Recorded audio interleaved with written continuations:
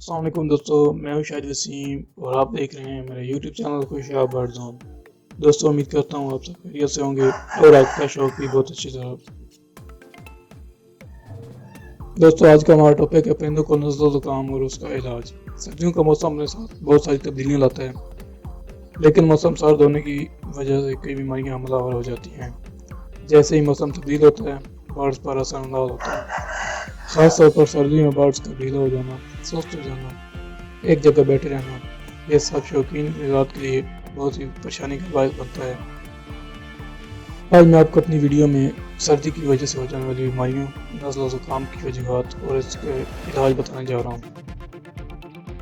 اگر آپ نے میرے چینل کو سبسکرائب نہیں کیا اور آپ میرے چینل پر نئے ہیں تو جلدی سے میرے چینل کو سبسکرائب کریں اور ساتھ دیے گئے بیل آئیکن کو ضرور دبا دیں تاکہ اس طرح کی آنے والی انفارمیٹیو ویڈیو آپ تک جلد از جلد پہنچ سکے۔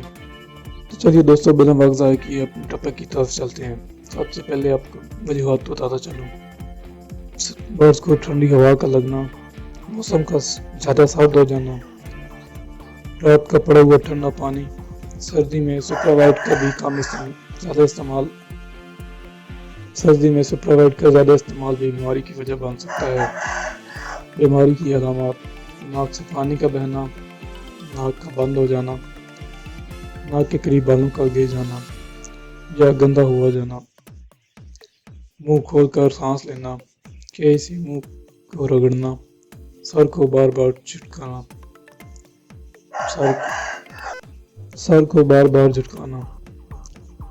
احتیاط: کیج کو سردی سے بچائیں، شاپر وغیرہ سے کیج کو ڈھانپیں یا اچھی طرح کسی کپڑے کے ساتھ۔ رات کو پانی نہ دیں، بلکہ پانی اچھی طرح چیک کر لیں کہ آپ کا پانی نکلا ہوا ہو۔ صبح نیم گرم پانی رکھیں، رات کا پڑا ہوا پانی یا سبزی نکال دیں۔ دوستو یہ سیرپ میں آپ کو بتانے جا رہا ہوں، یہ برڈز کے نزلہ زکام کے لیے بہت بہترین چیزیں ہیں۔ ایرینک سیرپ، ٹیکسلیک سیرپ، ایتھروسین سیرپ،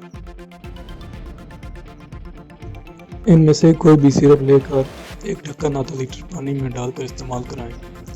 اگر گلا بھی خراب ہو تو ایتھروسین سیرپ استعمال کریں۔ اگر بخار بھی ہو تو بروفن کا استعمال کریں۔ متاثرہ برڈز کو دھوپ میں ضرور رکھیں۔